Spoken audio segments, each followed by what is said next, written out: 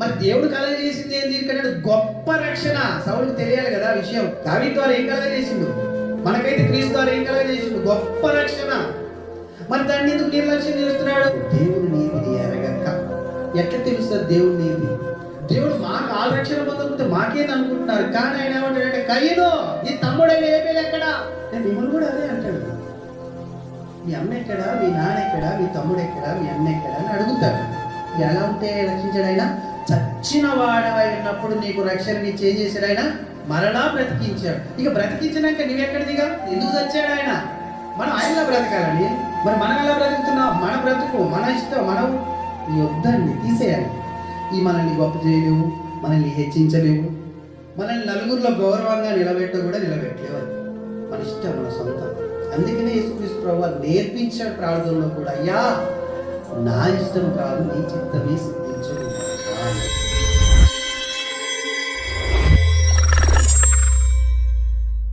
ప్రార్థన చేసుకుందాం. స్తోత్రములు తండ్రి, మహాపరిశుద్ధుడైన మా పరలోకపు తండ్రి, నీ కుమారుడైన యేసుక్రీస్తు నామములో పరిశుద్ధాత్మ సహాయం చేత నీ పిల్లల నీ పాస్ అనేది సమీపించి ఉంటున్నాం దేవా. 2026 మొదటి ఆదివారం నాడు నీ వాక్యాన్ని ధ్యానించాలని ఆశపడుచున్నా. నీ పిల్లలకు నాయన మరి నీ కుమారుడు నాయన నన్ను బలపరిచి నా ద్వారా నాలో నాయన నన్ను మరుగు చేసి మీరే ఉండి మాట్లాడి మమ్మల్ని నీ కుమారుడు రాకడకు సిద్ధపరిచి నడిపించవలసిందిగా ప్రార్థిస్తుంటున్నాం. సమస్తమైన విధాల ఆటంకాలని అడ్డులను తొలగించండి. పరిశుద్ధాత్మ శక్తి నడిపింపు కుమారుడు నాకు దయచేయండి నాయన. నీ వాక్యము ఎంతో గొప్పది తండ్రి, ఆత్మలని రక్షించడానికి శక్తి గలది తండ్రి. మరి అలాంటి వాక్యములను తండ్రి నేను పిల్లల నుంచి పూర్ణ హృదయంతో అంగీకరించడానికి కావలసిన జ్ఞానమును ఆత్మ సహాయాన్ని పిల్లలకు కూడా దయచేసి నడిపించి మాయం పొందమని అడుగుచు సిద్ధపరిచిన ప్రదేశంలో దీవించి ఆశీర్వదించమని కొన్ని మనల్ని పాస్ సన్నిధిలో నుంచి నీ కుమారుడు లోకరక్షకుడు మా ప్రభువైన యేసుక్రీస్తు ప్రభు వారి పేరటి ప్రార్థన సమర్పిస్తున్నాము తండ్రి. ఆమేన్, ఆమేన్, ఆమేన్. దేవాది దేవుడు, సర్వోన్నతుడు, సర్వాధికారి, సర్వశక్తిమంతుడైన దేవునికి మహిమ ఘనత ప్రభావం కలుగునుగాక. కూడుకున్న సహోదరి సహోదరులకు నా హృదయపూర్వక వందనాలు, శుభములు తెలియజేస్తుంటున్నాను. మన వాక్యంలోనికి వెళ్ళినట్లయితే దేవుడు ముఖ్యంగా మానవాళికి అందించింది ఏంటయ్యా అంటే అందరికీ సమానంగా ఏ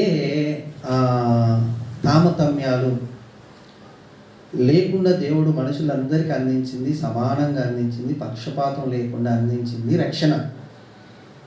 యూదుడే కానీ, గ్రీసు దేశస్థుడే కానీ, అన్యుడే కానీ,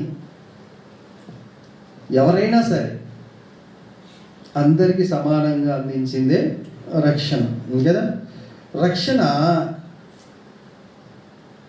రక్షణ గురించి మనం మొదటి పాఠంలో రక్షణని ఇంకొకరికి ఎలా అందించాలి అనేది మనం ధ్యానం చేసాం. గుర్తుందా మీకు? రక్షణని మనం ఇంకొకరికి ఎలా అందించాలి అనేది ధ్యానం చేసాం. మరి ఈరోజు రక్షణే, కానీ రక్షణ ఎంత గొప్పది. రక్షణ 3 విషయాలు తెలియజేస్తాను మీకు. గంటలో 3 విషయాలు తెలియజేస్తాను. ఒకటి, రక్షణ ఎంత గొప్పది. ఆ రక్షణ నిర్లక్ష్యము ఎందుకు అవుతుంది. మూడవది, రక్షణని ఎలా కొనసాగించాలి. రక్షణ యొక్క గొప్పతనం ఏంటి, అది ఎంత గొప్పది, అది నిర్లక్ష్యం ఎందుకు అవుతుంది, మూడవది దాన్ని ఎలా కొనసాగించాలి. అర్థమవుతుందా? అని 3 విషయాలు రాసుకుంటే మీకు చాలా చక్కగా అర్థమవుతుంది కదా. మొదటిగా మనము రక్షణని నిర్లక్ష్యము ఎలా చేస్తున్నాం, రక్షణ ఎలా నిర్లక్ష్యం అవుతుంది అనే దాన్ని మనం ధ్యానం చేద్దాం. ఇప్పుడు అది మొదటిది అనమాట. ఆ మొదటి దాంట్లో రక్షణ ఎందుకు నిర్లక్ష్యం అవుతుంది అని ప్రశ్న వస్తే మనకు ఒక ప్రశ్న ఇస్తే ఒక ఆన్సర్ వస్తుంది. ఏంటంటే అసలు రక్షణ ఎంత గొప్పదో తెలియక నిర్లక్ష్యం అవుతుంది కదా. రక్షణ ఎంత గొప్పదో తెలియాలి. రక్షణ ఎంత గొప్పది అని ఒకవేళ మిమ్మల్ని ప్రశ్నిస్తే మీరేం చెప్పగలుగుతారు? అయితే ఆ గొప్పతనం తెలియకనే ఏమవుతుందంటే రక్షణ నిర్లక్ష్యము అవుతుంది. రక్షణ నిర్లక్ష్యం చేస్తున్నారని దేవుడు చెప్పాడా మరి అంటే ఒక వచనాన్ని మనం చూద్దాము. హెబ్రీ పత్రిక 2వ అధ్యాయము 3వ వచనం. ఇంత గొప్ప రక్షణను మనము నిర్లక్ష్యం చేసిన ఎలాగ తప్పించుకొందుము అట్టి రక్షణ ప్రభు బోధించుట చేత ఆరంభమై దేవుడు తన చిత్తానుసారముగా సూచక క్రియల చేతను మహత్కార్యముల చేత నానా విధములైన అద్భుతముల చేత వివిధములైన పరిశుద్ధాత్మ వరములను అనుగ్రహించుట చేత వారితో కూడా సాక్ష్యం ఇచ్చుచుండగా వినిన వారి చేత మనకు దృఢపరచబడను. అర్థమవుతుందండి? రక్షణ నిర్లక్ష్యం చేయడానికి కారణాలు ఏంటంటే, దేవుని యొక్క చిత్తానుసారముగా దేవుడు ఈ భూమి మీద చేయించిన సూచక క్రియలను కానీ, మహత్కార్యములను కానీ, నానా విధములైన అద్భుతములను కానీ, పరిశుద్ధాత్మ వరములను కానీ కదండి అనుగ్రహించాడు అని సరిగ్గా తెలుసుకోకపోవడం వలన, అది వీటన్నిటి ద్వారా ఏం చేశాడంటే ఆ రక్షణని స్థిరపరిచాడట దేవుడు. వీటినన్ని కార్యాలు చేసి రక్షణ అనే ఒక ఆలోచనని, దేవుడిలో ఉండిన ఉద్దేశాన్ని భూమి మీద స్థిరపరిచాడు అని చెప్తున్నాడు. ఎంత గొప్ప రక్షణ మరి అది ఎంత గొప్ప రక్షణ అంటే, ఒక మాటలో చెప్పాలంటే చచ్చిన వాళ్ళని బతికించిన రక్షణ. చచ్చిన స్థితిలో మనం ఉన్నప్పుడు మనల్ని బ్రతికించింది ఏంటిది? రక్షణ. చచ్చిపోతే తిరిగి లేపుతారు ఎవరైనా?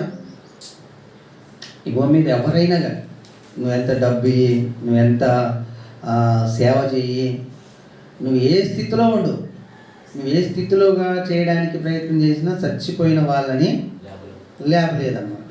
కానీ ఆయన ఎలా మనకు రక్షణ ఇచ్చాడంటే, చచ్చిపోయిన నిన్ను బ్రతికించానని చెప్తాడు. ఒకటే మాట, బతికే ఉన్నాంగా మేమంటే ఈ బ్రతుకు కాదు, రేపు ఒకవేళ చచ్చిపోతే అది సావు కాదు. బైబిల్ ప్రకారం సావు ఏదో బ్రతికేదో బైబిల్ తేటగా తెలియజేసింది అనమాట. ఎంత గొప్ప రక్షణ అన్నప్పుడు ఎఫెసీ పత్రిక 2వ అధ్యాయము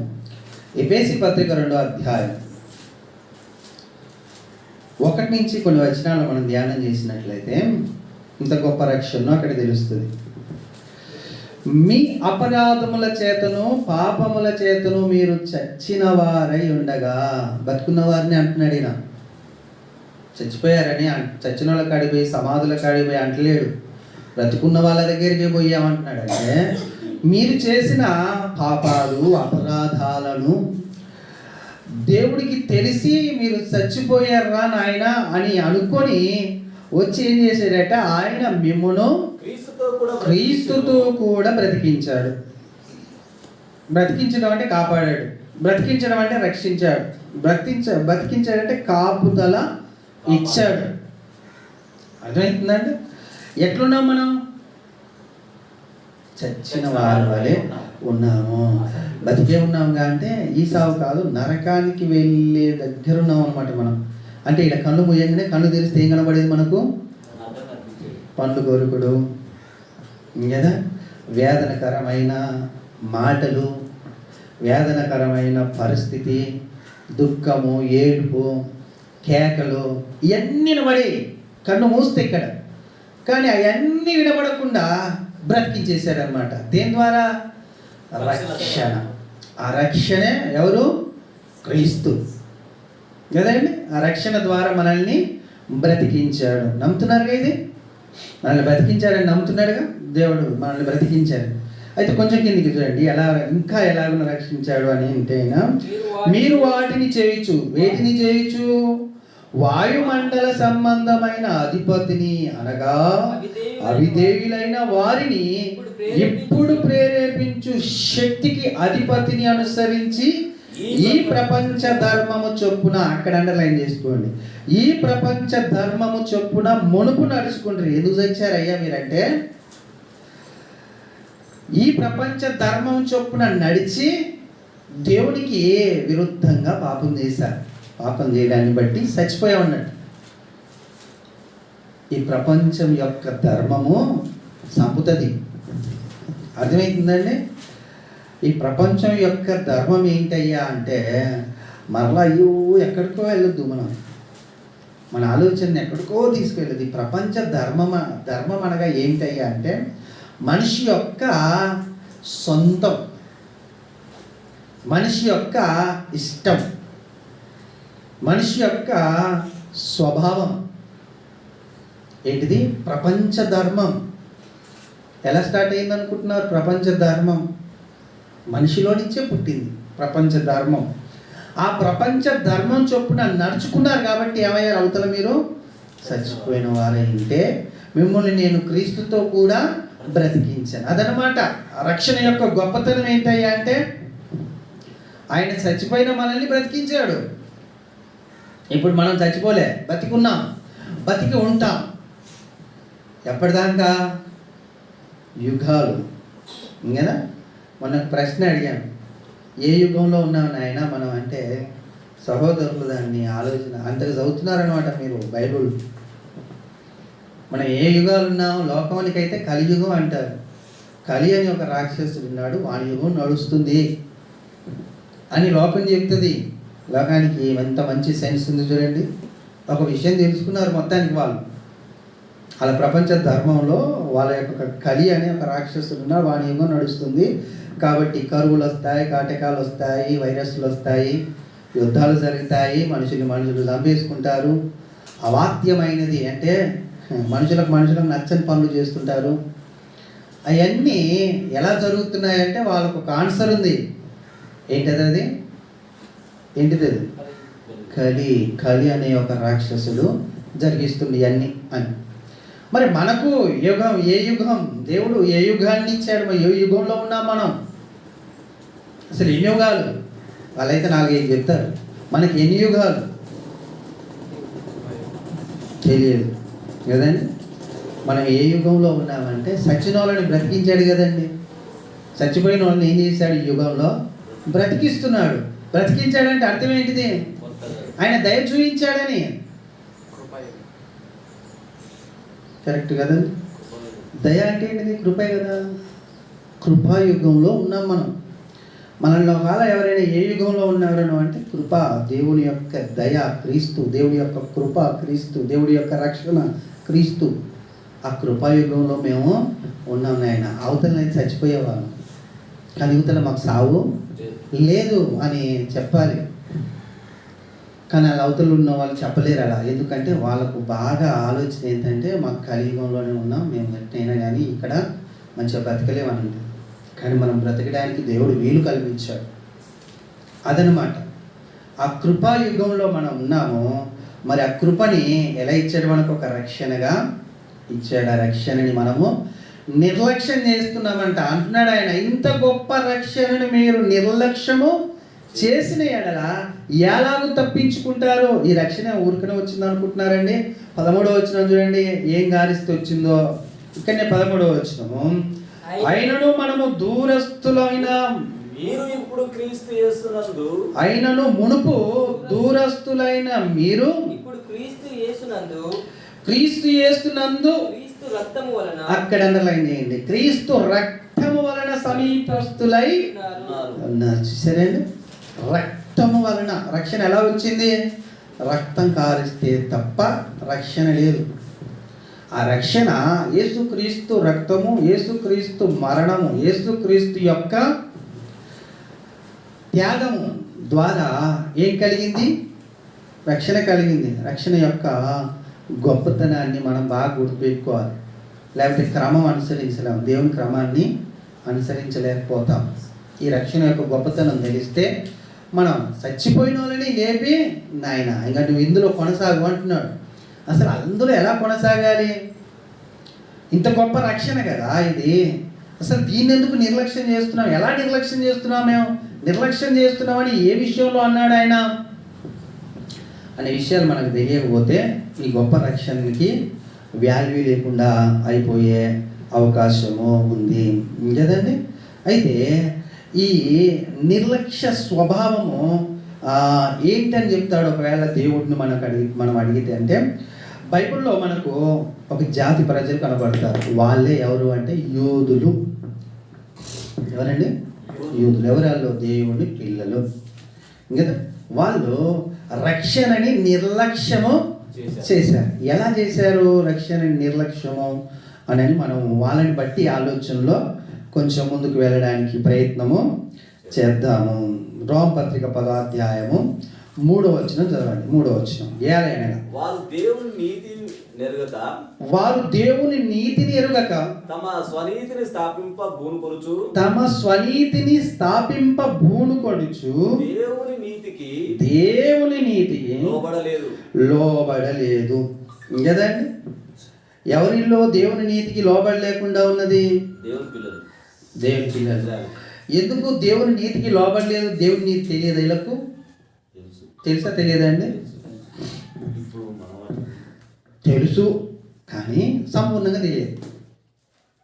అర్థమవుతుంది మీకు? తెలుసు దేవుని నీతి. ఏంటి దేవుని నీతి? నీ దేవుడైన యెహోవాను పూర్ణ హృదయంతో, పూర్ణ ఆత్మతో, పూర్ణ మనసుతో ఆరాధించాలి అనేది ఒకటి. నిన్ను వల్ల నీ పొరుగు వాడిని ప్రేమించాలనేది వాళ్ళకు 10 ఆజ్ఞలుగా ఇచ్చాడు.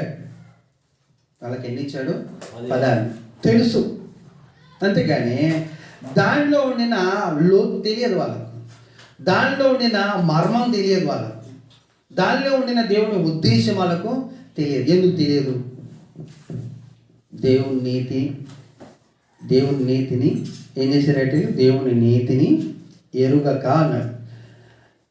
ఎరిగారు, వాళ్ళకి తెలుసు, కానీ ఎరగలేదు అని చెప్తున్నాడు భక్తుడు. తెలియలేదు అంటే దేవుడు వాళ్ళకి చెప్పలేదు అని అర్థం. దేవుడు చెప్పిండు ఆల్రౌండ్, అయినా కానీ వీళ్ళు ఎరగలేకపోతున్నారు. అంటే ఎంతసేపు అక్కడ ఉండిన ఇజ్రాయేల్ ప్రజలు వాళ్ళ సొంతాన్ని స్థాపింపబూనుకున్నారంట. అందుకనే దీన్ని లోతుగా గ్రహించలేకపోయారు. ఫెయిల్ అయింది. ఎక్కడయ్యా వాళ్ళంటే, వాళ్ళు లోతుగా గ్రహించలేకపోయారు. లోతుగా దేవుని యొక్క ఉద్దేశాన్ని తెలుసుకోలేకపోయారు. ఎందుకు? అడ్డుపడుతుంది ఒకటి, వాళ్ళ సొంతం. వాళ్ళ సొంతం ఉన్నాక దేవుడి ఉద్దేశం ఏడు నెరవేరుతుందండి? నెరవేరదు. మరి ఈ లోర ప్రజలు, ఇల్లు దేవుని ప్రజలు, దేవునికి ప్రియమైన పిల్లలు, మళ్ళా ఇష్టలైన పిల్లలు. కానీ వీళ్ళు సొంతాన్ని తీసుకొచ్చి దేవుని ముందర పెడుతున్నారు. మా ఇష్టం కూడా నెరవేరాలి నీ చిత్తంతో పాటు అంటే కుదరదు అంటాడు దేవుడు. కుదురుతుంది అంటదండి. మన పిల్లలు మన దగ్గరకు వచ్చి నేను ఈ పని చేస్తాను అంటే, అది ఇప్పుడు చేయకూడదు నువ్వు అని అన్నాం అనుకోండి, వాళ్ళు వినకుండా ఆ పనే చేస్తానంటే మనం ఒప్పుకుంటామా? ఎంతసేపు ఒప్పుకోలేము. ఆ పరిస్థితి కూడా అంతే. వాళ్ళ ఉద్దేశాన్ని వాళ్ళు ఏం చేశారు? వాళ్ళ ఆలోచనల్ని స్థాపింపబూనుకున్నారు. కాబట్టి ఏం చేయలేకపోయారు? జ్ఞానానుసారముగా నడవలేకపోయారట. దేవుని ఉద్దేశానుసారంగా. మొదటి నుంచి నేను చదువుతా వినండి. సహోదరులారా, ఇజ్రాయేలు రక్షణ పొందవలనని, అండర్లైన్ చేయండి అక్కడ, ఇజ్రాయేలు రక్షణ పొందవలనని నా హృదయాభిలాషయు వారి విషయమై నేను దేవునికి ఇచ్చే ప్రార్థన అయి ఉన్నవి. వారు దేవుని యందు ఆసక్తి గలవారే. ఎవరట వాళ్ళు? దేవుని యందు ఆసక్తి గలవారే, కానీ వారిని గూర్చి సాక్ష్యం ఇచ్చుచున్నాను. అయినను వారి ఆసక్తి జ్ఞానానుసారమైనది కాదు. అంటే దేవుని యొక్క జ్ఞానం అనుసరించి నడుచుకునేది కాదు. ఎందుకు కాదు అంటే, అసలు దేవుడి యొక్క రక్షణని వాళ్ళు, దేవుడి యొక్క దేవుడు చేస్తున్న కార్యాలని వాళ్ళు గ్రహించలేకపోయారు. గ్రహించలేకపోయి వాళ్ళ ఇష్టం నెరవేరాలి, మా కోరిక నెరవేరాలి అనేది ఆలోచన చేశారు. ఇంకదండి, అంతేనా కదా? అందుకని ఆయన అంటున్నాడు, ఏలనగా వారు దేవుని నీతి నెరగక తమ స్వనీతిని స్థాపింపబోనుకును. నీకు ఎంత ఉంటేంది ఆసక్తి? నీ హృదయాభిలాష ఎంత ఉంటేంటి? పౌలు గారు, ఏం లాభం నీ అభిలాష ఉంది? వాళ్ళ హృదయాభిలాష ఏందో తెలుసా? వాళ్ళ సొంతం స్థాపింపబడాలి, వాళ్ళ ఇష్టం వాళ్ళ కోరిక తీరాలి.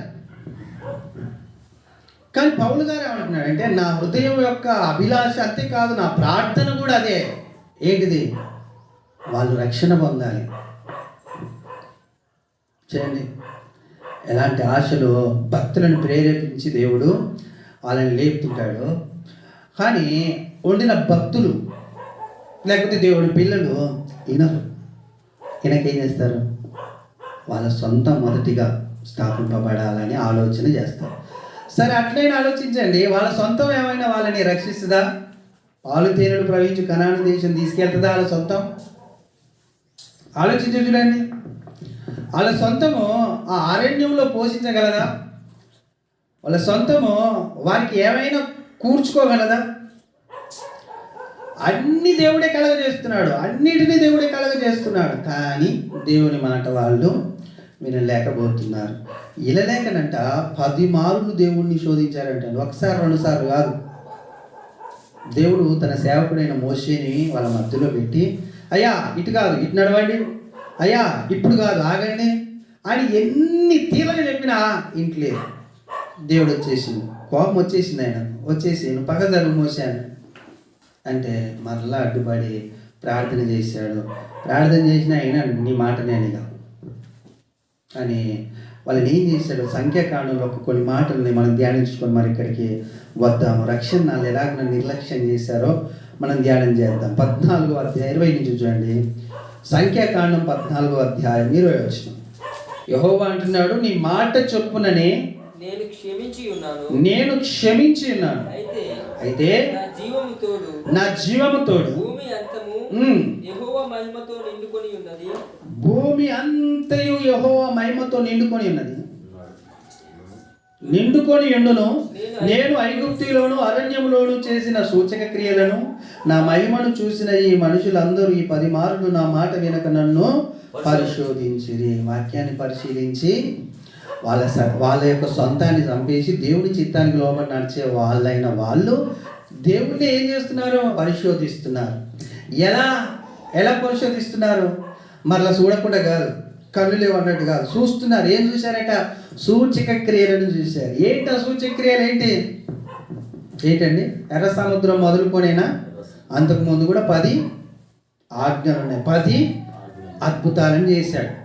10 అద్భుతాలని ఐగుప్తులో చేసి వాళ్ళని బయటికి తీసుకొచ్చాడు. తీసుకురావడమే కాదు, అక్కడి నుంచి ఇక అగ్నిస్తంభం, మేఘస్తంభం, పరలోకపు మన్నా, బండ నుండి నీళ్ళు, ఈ సూచక క్రియలన్నిటిని చూస్తూ వాళ్ళు ఏమంటున్నారు తెలుసా? మాకు ఇక్కడ కావలసినవి ఇంకా సరిపోట్లేవు, ఇంకా మాకు ఇక్కడ కావాలి. ఇంకొకటి, దేవుని యొక్క బలాన్ని గ్రహింపక, అరే మీరు పోయి చూసిరారా అన్న దేశంలో వాళ్ళు చాలా బలవంతులు, వాళ్ళని మనం జయించలేము, వాళ్ళు మనల్ని చంపేస్తారు, మనల్ని చంపడానికే మోసి ఇక్కడికి తీసుకొచ్చాడు, ఇలా దేవుడు అంత బలవంతుడు కాదు, వాళ్ళని చంపే అంత కదా అండి అని తిరగబడ్డారు. నాయన మనం చంపుతాం వాళ్ళని, మనకు కూడా మనం కాదు చంపేది, మనకు దేవుడు ఉన్నాడు అని అక్కడ యెహోషువ కాలేబులు చెప్పినా వినకుండా రాళ్ళు తీసుకొని కొట్టారు. ఎవరిని? మోషేని, కాలేబుని, యెహోషువని. వీళ్ళు ముగ్గురు ఒకటై దేవుని యొక్క సూచక క్రియలు, మహత్కార్యాలు చూసిన మనం ఎంత ధైర్యంగా ఉండాలి అని చెబుతున్నా కానీ వినక ఏం చేస్తారు? వాళ్ళు తిరగబడ్డా కానీ మోసే ప్రార్థన చేస్తున్నాడు. ఏమని చేస్తున్నాడు? 18 చూడండి. దోషమును అతిక్రమమును పరిహరించువాడవు, అపరాధిని నిరపరాధిగా ఎచ్చక 3-4 తరముల వరకు తండ్రుల దోషమును కుమారుల మీదికి తెప్పించువాడునై ఉన్నాడని నీవు చెప్పి మాట చొప్పున నా ప్రభు యొక్క బలము గణపరచబడును గాక. ఐగుప్తులో నుండి వచ్చినది మొదలుకొని ఇది వరకు నీవు ఈ ప్రజల దోషమును పరిహరించినట్లు నీ కృపాతిశయమును బట్టి ఈ ప్రజల దోషమును దయచేసి క్షమించమని యెహోవాతో చెప్పగా, అంటే ప్రార్థించగా, క్షమించయ్యాలని అని ప్రార్థన చేశాడు. ప్రార్థన చేస్తే దేవుడు మాట్లాడుతున్న మాట ఏంటంటే, వీళ్ళు నా సూచక క్రియలు చూసి, నేను చేసిన అద్భుతాలను చూసి 10 మార్లు మోసే, 1 సారి 2 సార్లు అంటే క్షమిద్దును, 10 సార్లు ఏం చేశారు? నీతో చెప్పించాను, నేను కూడా చెప్పి చూశాను. మోషే కూడా చెప్పాడు, అయ్యా మన దేవుడు చాలా బలవంతుడు, ఐగుప్తే బలం కలదు అనుకున్నారు కదా, అందులో నుంచే నడిపించాడు మిమ్మల్ని బయటికి, మరి ఇక్కడ నడిపించలేడా మిమ్మల్ని? జర ఓపిక పట్టుకోండి, జర ఏం చేయాలి? దేవుణ్ణి గణపరచండి, దేవుణ్ణి హెచ్చించండి అని చెప్తే వినకుండా వాళ్ళు ఇబ్బందికరంగా మారారు. ఇప్పుడు 22లో చూడండి, 23 నుంచి చూడండి. కాగా వారి పితరులు ప్రమాణపూర్వకంగా నేను ఇచ్చిన దేశమును వారు చూడరు, నన్ను అలక్ష్యము చేసిన వారిలో ఎవరునూ దానిని చూడరు. నా సేవకుడైన కాలేబు మంచి మనసు కలిగి పూర్ణ వృద్ధి పూర్ణ మనస్సుతో నన్ను అనుసరించి నా హేతువు చేత అతడు పోయిన దేశంలో అతన్ని ప్రవేశపెట్టుదును. అతని సంతతి దాన్ని స్వాధీనపరచుకొనును. అమాలేకీయులు కనానీయులు ఆ లోయలో నివసించుచున్నారు. రేపు మీరు తిరిగి ఎర్ర సముద్ర మార్గం అరణ్యమునకు ప్రయాణమైపోయిన నేను ఏమంటున్నాడు, ఒక కాలేబు ఒక్కడే నాయన జర పూర్ణ మనసుతో నన్ను అనుసరించింది. వీళ్ళందరూ ఎవ్వరు కూడా అక్కడికి ఏం గారట వెళ్ళరు. ఎక్కడికి? పాలు తేనెలు ప్రవహించు కనాను దేశమునకు వెళ్ళరు. మరి ఏం చేస్తావు వీళ్ళని వెళ్ళకుండా అంటే 31 చూడండి. అయితే వారు కొల్లపోవుతారని మీరు చెప్పిన మీ పిల్లలు నేను ఆ దేశంలో లోపలికి రప్పించదను. మీరు తృణీకరించిన దేశమును వారు స్వతంత్రించుకునేదారు. ఎవరు? ఇజ్రాయేల్ పిల్లలు స్వతంత్రించుకుంటారు కానీ ఇక మీరు స్వతంత్రించుకోరు. మరి ఏమైతారు వీళ్ళు? అయితే 32 చూడండి. అయితే మీ శవములు ఈ అరణ్యములో రాలను. మీ శవములు ఈ అరణ్యములో క్షేమగు వరకు మీ పిల్లల ఈ అరణ్యంలో 40 ఏళ్ళు తిరుగులాడుచు మీ వ్యభిచార శిక్షకు ఎవరు భరించాలి? ఎవరు తప్పు చేశారు? తండ్రులు తప్పులు చేస్తే వ్యభిచార శిక్ష ఎవరు భరించాలి? పిల్లలు భరించాలి. సరేండి, అర్థమైంది? ఏం చేశారట వీళ్ళు? తిరస్కరించారట, తృణీకరించారట. దేవుని యొక్క ఆలోచనని 10 మార్లు శోధించారట, పరిశోధించారట. వద్దయ్యా వద్దయ్యా అని ఎంత చెప్పినా కానీ వెళ్ళలేదు. ఏమిచ్చాడు వీళ్ళకు? బ్రతుకోండి. ఐగుప్తుల్లో చచ్చిపోయి వీళ్ళు అంతేనే కదా, మూలుగులతో ప్రార్థన చేసే వాళ్ళు చచ్చినట్ట బతికినట్ట అండి. మీకు తెలుసా? బాగా మూలుగులతో ప్రార్థన ఎందుకు చేస్తారంటే ఇక మమ్మల్ని చంపే ప్రభు ఈ భూమి మీద వద్దు ఇంకా మేము అంటేనే మూలుగులు వస్తాయి. ఆ కష్టం భరించలేకపోతున్నాం ఈ లోకంలో. ఈ కష్టం మేము బల్లేమయ్యా, మమ్మల్ని చంపుతావా లేకపోతే జర మంచి స్థితిని ఇస్తావా మాకు అని మూలుగులతో ప్రార్థన చేస్తారు ఏ మనిషి అయినా. అలా చేశారు ఇశ్రాయేలు ప్రజలు. చేస్తే దేవుడు మోషేని పంపించి అద్భుతాలు చేసి ఆశ్చర్య కార్యాలు చేసి నడిపిస్తే 10 మార్లు శోధించారట దేవుడిని. ఎందుకు ఆ శోధన ఎందుకు వచ్చిందంటే ఇలా సొంతం స్థాపింపబోనుకున్నారు. వీళ్ళ యొక్క మనస్సు, వీళ్ళ యొక్క ఉద్దేశం, వీళ్ళ యొక్క ఆలోచన తీసుకెళ్ళి దేవుడి యొక్క మాటకు అడ్డు పెడుతున్నారు. ఏమండి వీళ్ళని తీసుకొస్తేప్పుడు ఏమన్నాడు తెలుసా? నా మాట మీరు శ్రద్ధగా వినాలి, మీరు నా మాట శ్రద్ధగా వినాలి, అంతే కదండి అన్నది. ద్వితీయోపదేశకాండం 28వ అధ్యాయం, ద్వితీయోపదేశకాండం 28వ అధ్యాయం 1వ వచనం చూడండి. ద్వితీయోపదేశకాండం 28వ అధ్యాయము 1వ వచనం. నీవు నీ దేవుడైన యెహోవా మాట శ్రద్ధగా విని నేడు నేను నీకు ఆజ్ఞాపించుచున్నా ఆయన ఆజ్ఞలన్నిటినీ అనుసరించి నడుచుకునే ఎడల. అబ్బా విషయాలండి, శ్రద్ధగా వినాలి, ఆజ్ఞలను అనుసరించి నడుచుకునే ఎడల నీ దేవుడైన యెహోవా భూమి మీద నున్న సమస్త జనుల కంటే నిన్ను హెచ్చించును. ఎవరు హెచ్చిస్తారు? దేవుడు హెచ్చిస్తాడు. ఈ భూమి మీద తనకు తాను హెచ్చించుకున్న వాడిని ఎవరైనా చూపెడతారా? నేను ప్రశ్నిస్తున్నాను. తనకు తాను హెచ్చించుకున్న వాడిని ఎవరినైనా చూపిస్తారా? నేను అంటున్నది నెబుకద్నెజరును కూడా దేవుడు ఏం చెప్పాడంటే నీ బలాతిశయం కొరకు కాదురా, నీ మహిమ ఘనత కొరకు కాదు, ఈ రాజ్యాలు ఉన్నాయి నా మహిమ కొరకనే గడి మేపించిండు. ఇప్పుడు నేను అనేది మీకు అర్థం కావాలి. ఎలా అంటే ఎవడైనా కానీ తనకు తాను గొప్ప చేసుకునేవాడు ఉన్నాడు ఈ భూమి మీద దేవుడు లేకుండా అంటే లేడు అని చెప్పాలి. ఉన్నాడు అంటే దేవుడే లేడు అన్నట్టు లెక్క. లేడు, ఎవడు లేడు. ఎందుకంటే ఈ భూమి మీద జరుగుతున్న ఈ భూమి అంతా దేంతో నిండి ఉందట ఇప్పుడు చెప్పాడు. దేవుని యెహోవా మహిమతో నిండి ఉంది. మరి ఆయన మహిమతో నిండి ఉన్నప్పుడు ఆలోచించాలి, ఇంకా వేరేగా మహిమపరచుకోవడానికి ఇంకేమైనా ఉంటుందా? ఇంకా ఎవరైనా మహిమపరచబడడానికి ఇంకేమైనా ఉందా? ఉండదు. దేవుడే ఎవరినైనా మహిమపరచాలి. ఈ విషయము ఈ నీతి నెలక్క వాళ్ళు ఏం చేశారు? మేము నడవగలుగుతాం, మేము బ్రతకగలుగుతాం, నువ్వొద్దు మీ దేవుడు వద్దు పగదరగా అని దాతాను అభిరామం కదా ఇంకొంతమంది ఒక గ్రూపు సిద్ధపడ్డారన్నమాట దేవునికి వ్యతిరేకంగా. అర్థమవుతుందండి? వాళ్ళు ఏమవుతున్నారంటే వాళ్ళన్న మరి మేము గెలుస్తాం పోయి అక్కడ అని అంటలేరు. వాళ్ళు మమ్మల్ని చంపేస్తారు. వాళ్ళు ఎలా ఉన్నారంటే వాళ్ళ ముందు మేము ఇంతలోళ్ళు ఉన్నాం, వాళ్ళ బలం చాలా పెద్దది. ఎవడైనా తన సొంతాన్ని స్థాపించబూనుకునే వాడిని చూడండి, లోకాన్ని చూసి భయపడతాడు. మళ్ళీ ఆడైనా ధైర్యంగా బతుకుతున్నాడా అని సొంతంగా బ్రతకగలడా అంటే బ్రతకలేడు. అట్లా కూడా భయం భయం భయం అన్నట్టే బతకగలుగుతారు. అర్థమవుతుందండి వాక్యం? ఎందుకు చెప్తున్నాను? వాళ్ళు దేవుడు చేసిన రక్షణని ఎలాగ నిర్లక్ష్యం చేస్తున్నారో చూడండి. ఎంత గొప్పగా చెప్తున్నాడు ఆయన. ఇదిగో నా మాట మీరు శ్రద్ధగా వినండి, నా ఆజ్ఞలను అనుసరించి నడచండి, భూమి మీద ఉన్న మనుషులందరికంటే మిమ్మల్ని నేను హెచ్చిస్తాను, గొప్ప చేస్తాను అని చెప్తున్నాడు దేవుడు. కానీ వీళ్ళేం చేస్తున్నారు? 10 మారులు దేవుణ్ణి శోధించడమే, 10 మారులు దేవుణ్ణి శోధించడమే చేస్తున్నారు అనేది మనకు ఇక్కడ అర్థమైపోయింది. అంతే కదండి. వీళ్ళ ఆలోచన ఏంటయ్యా అంటే వాళ్ళకు తెలిసిందల్లా దేవునితో సమయం ఎక్కువ గడపడం ఇష్టపడతలేదు.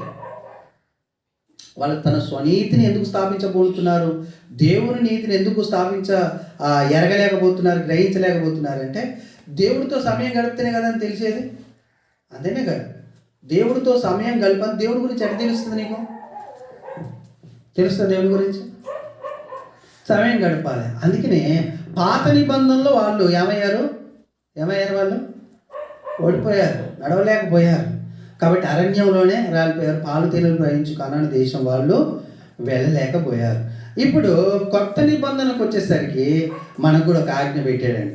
ఎబ్రీ పత్రిక 10వ అధ్యాయం, ఎబ్రీ పత్రిక 10వ అధ్యాయము, ఎబ్రీ పత్రిక 10వ అధ్యాయము 25 వచనం నుంచి చదవండి. మానక ఒకనికి ఒకడు హెచ్చరించుచు ఆ దినము సమీపించుట మీరు చూచిన కొలది మరీ ఎక్కువగా అలాగు చేయుచు ప్రేమ చూపుటకు. మరీ ఎక్కువగా ఎలాగ చేయాలట? మరీ ఎక్కువగా ఎలాగ చేయాలని చెప్తున్నాడు? పైన చదవండి. మళ్ళీ కొందరు మానుకున్నట్టుగా సమాజముగా కూడుట మానక ఒకనికి ఒకడు హెచ్చరించుచు. ఏ దినము? యేసుక్రీస్తు రాకడా దినము సమీపించుట కొలది మీరు చూచిన కొలది మరీ ఎక్కువగా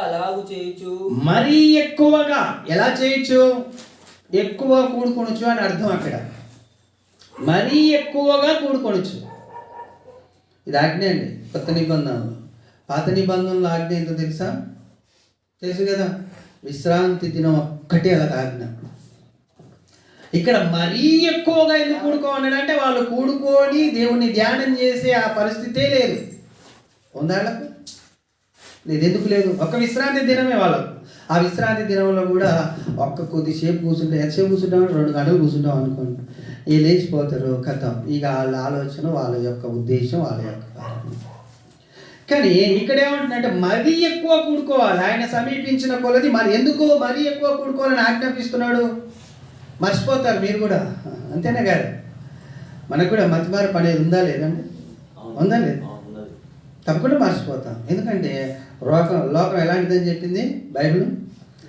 రంగులు, హంగులు కదా, అవన్నీ మనకు చూపించేసరికి దాని మాయలో పడిపోయి దేవుణ్ణి మర్చిపోతామని మరీ ఎక్కువగా కూడుకుంటూ ప్రేమ చూపుటకును సత్కార్యములు చేయుటకును ఒకరినొకడు పురికొల్పవాలనని కూడుకొని ఏం చేయాలంట? పురికొల్పాలి. అట్ట కాదు నడిచేది, ఇట్లా నడవాలి కదండి. నేను చెప్తుంటాను అప్పుడప్పుడు మీకు ఈ కష్టాలు ఎందుకు వస్తున్నాయి తెలుసా? ఇంకా దేవునికి దగ్గరికి రావాలనే మీరు చెప్తున్నా. పురికొల్పుతలేను, అది పురికొల్పడు అనమాట. ఒకవేళ మీరు హృదయంలో గాయపరుచుకొని ఈయన ఎలా చెప్తానని కష్టపడమంటాడు, ఎప్పుడు దేవుని కొరకు కష్టపడాలి అనుకున్నా పర్వాలేదు, కానీ చెప్పేది విధానమే అది. నన్ను కూడా మీరు పురికొల్పాలి. నువ్వేది మేము అందరం కూడుకుంటుంటే ఇలా ఎక్కడ పోయినా నువ్వు అలా కూడుకోవద్దని ఆజ్ఞ ఉంది, కానీ మీరు నాకు చెప్పాలి. ఈ పని చేయొద్దు కదా నువ్వు, ఈ పని చేస్తున్నావేంటి నువ్వు అని మీరు నాకు చెప్పాలి. ఒకడికొకడు అన్నాడు, ఒకడు చెప్పలే. అక్కడ ఒకనికి ఒకడు ఏం చేయాలంట? పురికొల్పుకోవాలి. పురికొల్పుకొని ఏం చేయాలి? మనము సత్యమును గూర్చి పొందిన తర్వాత అర్థమవుతుందా అండి? అక్కడ అదే లేదు. సత్యమును గురించిన అనుభవ జ్ఞానం లేక 10 మార్లు శోధించారు. సత్యమును గురించి అనుభవ జ్ఞానం ఎందుకు లేదంటే వాళ్ళు అసలు కూడుకోలే. సంఘముగా కూడుకొని రోజు వాక్యాలను ధ్యానించుకుంటూ సత్యములో ఉండిన అనుభవ జ్ఞానం తెలుసుకోవలసి ఉండేవారు. సత్యం అంటే యేసుక్రీస్తు దేవుడు. దేవుల్లో ఉండిన సత్యాన్ని అనుభవపూర్వకంగా తెలుసుకోవాలని దేవుడి ఉద్దేశం. మీరు అనుభవిస్తూ ఆ మార్గాలు, మీరు నడుస్తున్న మార్గాల్లో మీరు ఆయన చిత్తాన్ని, ఉద్దేశాన్ని తెలుసుకుంటూ వాటిని అనుభవిస్తూ ఆ దేశం వెళ్ళాలి. వాళ్ళేమో పాలు తేనెలు ప్రవహించు కనాను దేశం, మనమేం పరలోకం. అలాగని వెళ్తేనే వాళ్ళు అక్కడ స్థిరంగా ఉంటారు. మనం అలాగని వెళ్తేనే అక్కడ స్థిరంగా ఉంటాం. లేకపోతే వాళ్ళ మధ్యలోనే మరలా ఏమయ్యారు, ఆయన పోయినాక కూడా బబులోను దేశం వెళ్ళిపోయారు. పాలు తేనెలు ప్రవహించు కనాను దేశం పోయినాక కూడా మరలా బబులోను దేశం వెళ్ళిపోయారు. అంటే ఆడిపోయినాక ఈ అరణ్యంలో దేవుడు ఏదైతే నేర్పించాలి అని అనుకున్నాడో వాటిని నిండలే. వాళ్ళ సొంతాన్ని స్థాపించబోనుకున్నారు కాబట్టి అక్కడికి వెళ్ళినా కానీ వెళ్ళిపోయారు. ఇప్పుడు మన ఆలోచనలు ఎందుకు ఇంత గట్టిగా ఆయన చెప్తున్నాడు మరీ ఎక్కువగా కూడుకోవాలని అంటే, మనం కూడా ఇక్కడి నుంచి పరలోకం వెళ్ళాలన్నా వెళ్ళిన తర్వాత ఎక్కడ పోతే ఏంది అని లేదు. ఇక్కడనే మనం దేవుడు మనల్ని సర్టిఫై చేస్తాడు. ఎలాగన్నా పరీక్షల ద్వారా, మనకు వస్తున్న శ్రమలు, మనకు వస్తున్న ఇబ్బందుల ద్వారా వాటిని సహిస్తూ భరిస్తూ మనం కూడుకుంటున్నాం చూడండి, మరీ ఎక్కువగా కూడుకుంటున్నాం చూడండి, ఈ నిలవగలుగుతాడు పరలోకంలో అని మనల్ని సర్టిఫై చేస్తాడనమాట. ఈ కూడుకున్న దాన్ని బట్టే. ఈయన కూడుకోలేదనుకోండి, లోకంలో ఉన్న దాన్ని బట్టి ఏదో ఒకటి, అది ఏదైనా పర్వాలేదు, లోకంలో ఉన్నది ఏదైనా పర్వాలేదు, దాన్ని బట్టి ఇక్కడ కూడుకోలేదనుకోండి, మనం సర్టిఫైలో ఏమవుతాము, 0 మార్కులు వచ్చేస్తేమో. వీడు పరలోకంలో ఉండలేడు. కాబట్టి ఈయనకి ఇంకో నెక్స్ట్ ఏముంది, పరలోకం తర్వాత ఇంకొకటి ఉంటే బాగుండేదన్న, ఇది తక్కువది. కానీ తక్కువది డైరెక్ట్ మరలా నరకానికి వెళ్ళాలి. సరే, నరకానికి వెళ్ళడానికి ఒకటి మనకు మధ్యలో అడ్డు కావాల్సింది ఏంటంటే పాపం చేస్తేనే కదా పరలోకం నరకానికి వెళ్ళేది అని. ఇలా కూడుకోపోవటం పాపం ఏం చెప్తున్నాడు ఆయన ఆజ్ఞ ఏంటంటే, మీరు పాపం చేస్తలేరు, వ్యభిచారం చేస్తలేరు, దొంగతనం చేస్తలేరు, మందు తాగుతలేరు కదా, ఇలాంటి చాలా ఉన్నాయి. నేను వాళ్ళని పొరుగు వాడిని హింసిస్తలేరు, ప్రేమిస్తున్నారు, బాగానే అన్నీ ఉన్నాయి. కానీ కూడుకోకపోవటం కూడా పాపమే అని నేను చెప్పడం కాదు, మీరే చదవండి. 27 ఇప్పుడు చదివారు కదా, 25వ వచనంలో మరీ ఎక్కువగా కూడుకోకపోతే తర్వాత బుద్ధిపూర్వకమైన 26 చూడండి, 26 మనము సత్యమును గూర్చి పొందిన తర్వాత అంటే సత్యం తెలిసిందా. ఇప్పుడు మనం యేసుక్రీస్తు సత్యం కదా, సత్యం తెలిసింది. ఆ సత్యం తెలిసిన తర్వాత మనం బుద్ధిపూర్వకంగా పాపం చేసిన ఎడల అంటే కూడుకోకుంటే ఏం చేస్తున్నట్టు, ఇప్పుడు నిజంగా పాపం చేస్తున్నట్టు. అప్పుడు ఉత్తిగా పాపం తెలియదు, ఇప్పుడు తెలిసి. అప్పుడు తెలియదండి, సత్యం అంటే ఏదో నీకు తెలియదు. కాబట్టి దేవుడు క్షమిస్తాడు. అందుకని మొదటి వారు కడపటి వారు అవుతారు, కడపటి వారు మొదటి వారు అవుతారు. ఇప్పుడు నీకు తెలుసు, బుద్ధిపూర్వకంగా దేవుణ్ణి ఎరిగిన తర్వాత పాపమునకు బలి ఇక ఉండదు కానీ, పాపం చేసిన ఎడల పాపమునకు బలిగా ఉండదు కానీ న్యాయపు తీర్పునకు భయముతో ఎదురు చూచుటయు. అంతేనండి. ఇంకా మనం ఏం చేస్తాం తెలుసా, బుద్ధిపూర్వకంగా పాపం చేస్తున్నాం అంటే, నేను కూడుకోలేకపోతున్నాను సంఘంతో, నేను ఒకరిని హెచ్చరించలేకపోతున్నాను, ఇంకొకరు నన్ను హెచ్చరించలేకపోతున్నారు కదా. కూడుకోకపోతే అక్కడి నుంచి రాదు ఆన్సర్, ఇక్కడి నుంచి రాదు ఆన్సర్. ఇది జరగటం లేదు. కాబట్టి నేనేం చేయాలి, ఆయన తప్పకుండా తీర్పు ఉందని అనుకోవాలని అని చెప్తున్నాడు ఆయన. నేను తప్పకుండా ప్రతిదండంలోనికి వెళ్ళిపోవాల్సి వచ్చింది. న్యాయమైన తీర్పునకు భయముతో ఎదురు చూచుటయు విరోధులకు దహింపబో తీక్షణమైన అగ్నియు నీక ఉండును. అర్థమవుతుందా? అది తప్పించడానికే నాటంటే వాళ్ళని, అక్కడనైతేనేమో మోషన్, ఇక్కడనైతేనేమో నాటంటే వాళ్ళని ఏం చెప్తున్నాడు, ప్రేరేపించి రోజు కూడా పెట్టిన సత్యాన్ని వాళ్ళకి తెలియజేయి, నా ఉద్దేశాన్ని తెలియజేయి, నా రక్షణని తెలియజేయి కదా అండి, నా ప్రేమను తెలియజేయి చెప్పేది. అయ్యే చెప్తున్నాను, ఏమన్నా కథలు చెప్తున్నాను రోజు మీకు? అయ్యే కదా చెప్పేది, రక్షణ గురించి, దేవుడు మనల్ని ఎలా కాపాడుతున్నాడు, ఎలా రక్షిస్తున్నాడు, ఈ లోకం ఎంత మాయకరమైంది, ఇయే కదా చెప్పేది. అలా మరలా వెలుగులో నుంచి, ఆ వెలుగు బైబిల్ వెలుగులో నుంచి చెప్తున్నారు. చెప్పినా కానీ మీరు వినకపోతే తీక్షణమైన అగ్ని ఉందని మీరు ఆ ఆలోచనలో ఉండవలసిందే అంటున్నాడు. అంతేకాకుండా ఇది ఎలా పాపం అయిందంటే కింద రాయించారు చూడండి 29 ఇట్లుండగా దేవుని కుమారుని పాదములతో త్రొక్కి తాను పరిశుద్ధపరచబడుటకు సాధనమైన నిబంధన రక్తమును అపవిత్రముగా ఎంచి కృపకు మూలముగా ఆత్మను తిరస్కరించిన వాడు ఎంత ఎక్కువైన దండనకు పాత్రుడుగా ఎంచబడని మీకు తోచును.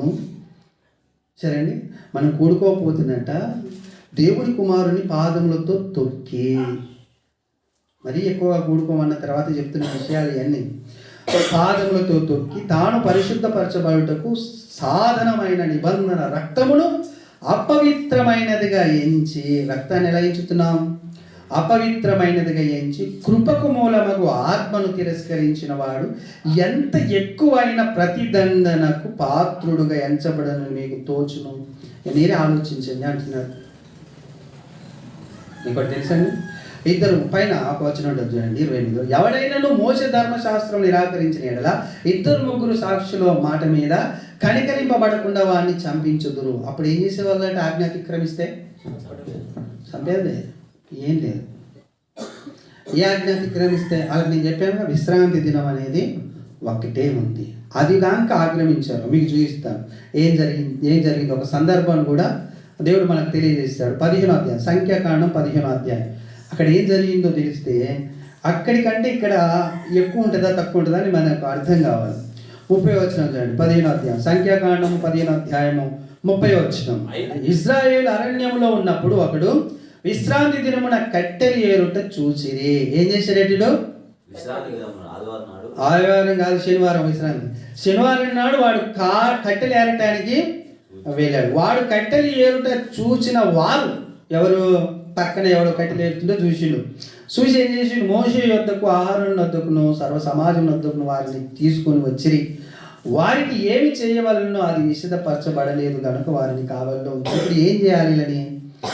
వీళ్ళు విశ్రాంతి దినము నిరాకరించి వీళ్ళని ఏం చేయాలి అని అర్థం కాలేదట. తప్పకుండా మనం చెప్పడానికి అప్పుడు ఇప్పట్లెక్క ధర్మశాస్త్రం ఫుల్ఫిల్ కాలేదు. ఏమైనా మోసేకి చెప్తున్నాడు, ఒక 10 ఆజ్ఞలో పాల్గొంది అంతే, అలకాడు. ఇలా మనం ఫుల్ఫిల్ కాలే బైబిల్. కాబట్టి ఇప్పుడు ఏం చేయాలి అని ఆలోచన రాక దేవుడు ఏదైనా ఒకటి చదివించిన దానికి ఇలాంటి కావాలో పెట్టాడు. పెట్టిన తర్వాత దేవుడు వచ్చి మాట్లాడి ఏం చెప్పిండో చూడండి. తర్వాత యెహోవా ఆ మనుషుడు మరణ శిక్షను నొందవలెను చెప్పిండు అనమాట. దేవుడు వచ్చేసి ఏం చెప్పిండు? యెహోవా అంటున్నాడు, ఆ మనుషుడు మరణ శిక్షను నొందవలెను, సర్వ సమాజం పాలెం వెలుపల రాళ్లతో వాడిని కొట్టి చంపవలనని మోషేతో చెప్పాను. ఎవరు చెప్పారు? సరే, ఏందైనా ఒకరోజు విశ్రాంతి దినం తప్పించుకుంటే ఏమైంది? రాజేసుకొని కూడా చంపాలన్నా. ఇదేం ధర్మం కదా. నేను కట్టెలేరడానికి పోయినావంటే ఏందో తెలుసా నీకు? దానికి అర్థం నీ సొంతాన్ని స్థాపించుకుంటున్నావు అని అర్థం. కట్టెలు ఏరడమే కదా అని మనకు అనిపిస్తుంది. మనమేం పై రూపాన్ని చూస్తాం. దేవుడు ఏం చేస్తాడు? హృదయాన్ని చూస్తాడు. ఆయన ఉద్దేశం ఒకటేనండి, నిన్ను నేను హెచ్చించాలి, నేను గొప్ప చేయాలి. నీకు నువ్వు హెచ్చించుకోవద్దు, నీకు నువ్వు గొప్ప చేసుకోవద్దు. అదనమాట దేవుడి ఉద్దేశం. దేవుడి ఉద్దేశమే కాదు, ఆఫ్టర్ మనుషులమైన మన పిల్లల్ని కూడా మనం అలాగనే నా మాట చొప్పున నడిస్తే నా పిల్లలు గొప్పలు అవుతారు. వాడు తెలియదు, వాడు పర్సో పెడుసో అని ఏదో ఒకటి తప్పు చేసాడంటే ఏమవుతాడు? ఇబ్బంది పడతాడు. ఈ విషయాలు చెప్తారు ఎప్పుడైనా మీ పిల్లలకు? చెప్పాలి మనం, లేకపోతే వాళ్ళ సొంతాన్ని బట్టి నడిపించడానికి ప్రయత్నం అసలుకే మనం చేయకూడదు. మన ఇష్టాన్ని బట్టి వాళ్ళు నడవాలి. లేకపోతే శిక్ష ఎక్కడి నుంచి వస్తుంది? మనం ప్రేమిస్తాం కానీ శిక్ష ఎక్కడి నుంచి వస్తుంది? వచ్చిందా? వచ్చి మోషకి ఏం చెప్తున్నాడు? వాళ్ళని రాళ్ళు తీసుకొని కొట్టమని సర్వ సమాజం అంతటినే. ఎందుకు సర్వ సమాజంతో ఎందుకు గుడి చంపించాడు అని అంటే వాళ్ళకు గుర్తు రావాలి. ఏమని? మరొకసారి విశ్రాంతి దినమని మేము మీరితే ఇట్లా రాళ్ళు తీసుకొని కొట్టి చంపుతారు రా నాయన అని. అర్థమవుతుందండి? ఈ విషయాన్ని ఒకసారి చెప్పాను. మళ్ళీ 2026లో కొత్తగా దేవుడి ప్రేరేపణ ద్వారా దీన్ని మీతో మాట్లాడుతున్నాను. కింది చూడండి, కింది కొంచెం. కాబట్టి యెహోవా మోషేకు ఆజ్ఞాపించినట్లు సర్వ సమాజం పాలెం వెలుపలకు వాడిని తీసుకొని పోయి రాళ్లతో వాడిని చావగొట్టెను. ఇంత శిక్ష ఉందనమాట. అక్కడ ఏమంటున్నాడు? మోషే ధర్మశాస్త్రం. అక్కడికి రండి. మోషే ధర్మశాస్త్రం అన్నాడు కదా. హెబ్రీ పత్రిక 10వ అధ్యాయము హెబ్రీ పత్రిక 10వ అధ్యాయము 28వ వచనం, ఎవడైనా మోషే ధర్మశాస్త్రం నిరాకరించిన ఎడల ఇద్దరు ముగ్గురు సాక్షుల మాట మీద కనికరింపకుండా వాడిని చంపించుదురు. ఇప్పుడు అదే ఒకటేసారి చచ్చిపోతారు. తెలుసా మీకు? రాజకీయ చచ్చిపోతారు, 10 నిమిషాలు 20 నిమిషాలు బాధపడతారు, చచ్చిపోతారు. ఎక్కువైన ప్రతిదండన ఏంటయ్యా అంటే అంటున్నాడు ఆయన, ఎక్కువైన ఇట్లుండగా 29, దేవుని కుమారుని పాదములతో త్రొక్కి తాను పరిశుద్ధపరచబడుటకు సాధనమైన నిబంధన రక్తమును అపవిత్రమైనదిగా ఎంచుతున్నాడు వాడు, కృపకు మూలంగా ఆత్మను తిరస్కరిస్తున్నాడు వాడు. కాబట్టి ఎంత ఎక్కువైనా ఆడ తప్పు ఒకటే, విశ్రాంతి దినమును మీరాడాడు. ఈడ 3 జరుగుతున్నాయి. అప్పుడు పరిశుద్ధాత్మ లేడు, యేసుక్రీస్తు ప్రభు వారు లేడు, ఒక్కడే యెహోవా. ఆయన విశ్రాంతి దినాన్ని అతిక్రమించాడు. ఇక్కడ 3 ఉన్నారు. ఇప్పుడు ఈ 3 మన కొరకు ఏం చేశారు? త్యాగం. పరిశుద్ధాత్ముడు కూడా భూమి మీదకి వచ్చాడు. ఇప్పుడు పరలోకం వదిలేసి మనల్ని నడిపించడానికి ప్రయత్నం చేస్తున్నాడు పరలోకానికి. అంతేనే కదా? కాబట్టి ఇప్పుడు మన సొంతాన్ని స్థాపింపబూనుకుంటే ఆయన అంటున్నాడు, ఎక్కువైన దండనకు పాత్రలు ఎంచబడనని మీకు తోచును, పగ తీర్చుట నా పని, నేను ప్రతిఫలమును ఎత్తును. అంతే కదండి, ప్రభు తన ప్రజలు తీర్పు తీర్చును అనియు చెప్పిన వానిని ఎరుగుదము కదా. జీవం గల దేవుని చేతిలో పడుట భయంకరము. అర్థమవుతుందండి మీకు? మనుషుల చేతిలో పడుతున్నా కనికరం ఉంటుందేమో, కానీ దేవుడి చేతిలో పడ్డవాడిని చక్కగా పాతాళంలో తీసుకెళ్ళారు. అది ఇప్పుడు అనుకున్నది కాదు, ఆయన ఎప్పుడో భూమి పునాదులు వేయబడక ముందుకున్న ఉద్దేశం ఇది. నేను నా ఉద్దేశ ప్రకారం ఎవరైతే నడుస్తారో వారిని నా లోకం తీసుకెళ్తాను, ఎవరైతే నరవరో వాళ్ళని పాతాళంలో వదిలేస్తాను అని. అయితే చిన్న చిన్న విషయాలకే అక్కడ వాళ్ళు అన్ని ఇచ్చాడు దేవుడు, ఆయన కానీ సొంతం ఇవ్వలేదండి. అన్నీ ఇవ్వలేదా దేవుడు? ఏం తక్కువ చేశాడు అక్కడ ప్రజలకు? ఏమి తక్కువ చేశాడు? ఏమి తక్కువ చేయలేదు. మరి ఇక్కడ ఏమైనా తక్కువ చేశాడా ప్రజలకు? మనకేమైనా తక్కువ చేశాడా? నువ్వు ఇస్తే మేము ఎందుకు అటు ఇటు పోకుంటుంటావు, నువ్వు ఇవ్వలేదు కాబట్టి మేము అటు ఇటు పోతున్నావు అనేటట్టు ఏమన్నా? అన్ని ఇచ్చావు దేవుడు. కానీ అయినా కానీ ఏం స్థాపింపబోనుకునిచున్నాం మనం? మన సొంతం స్థాపింపబోను, మన ఇష్టం నెరవేరాలి ముఖ్యంగా, ఏది ఏమైనా కానీ. అలాగున నెరవేర్చ దాన్ని బట్టి వాళ్ళు జ్ఞానానుసారంగా నడుచుకోలేదని దేవుడు తీర్పు తీర్చాడు. కాబట్టి వాళ్ళ యొక్క సొంతాన్ని లేకపోతే స్వనీతిని స్థాపింపబోనుకునిచ్చినారు అని చెప్పాడు. అయితే ఇక్కడ మనకు ఒక విషయం అర్థం కావాల్సింది ఏంటంటే, యేసుక్రీస్తుని ఏం చేస్తున్నట్లు అని చెప్పాడండి, పాదములతో తొక్కి అంటే చంపేస్తున్నాం మరొకసారి. ఇంకేదండి, ఈ పని ఇజ్రాయేల్ ప్రజల్లో కూడా ఒకరు చేశారు. ఎవరు అంటే, మనకు ఉదాహరణకు 1 సమూయేలు గ్రంథం 19వ అధ్యాయము 5వ వచనంలో ఒక మాట ఉంది, అది చదివి, అతడు ప్రాణమునకు తెగించి. ఎవరు చంపారు ఫిలిప్పీని? దావీదు చంపాడా? యెహోవా ఇశ్రాయేలు అందరికి గొప్ప రక్షణ కలగజేసెను. గొప్ప రక్షణ అక్కడ అండర్లైన్ చేయండి. దేవుడు ఏం చేశాడు? గొప్ప రక్షణ ఎవరికి కలగజేశాడు? ఎవరి ద్వారా కలగజేశాడు? దావీదు ద్వారా. దావీదే కదా గొలియాతుని చంపింది.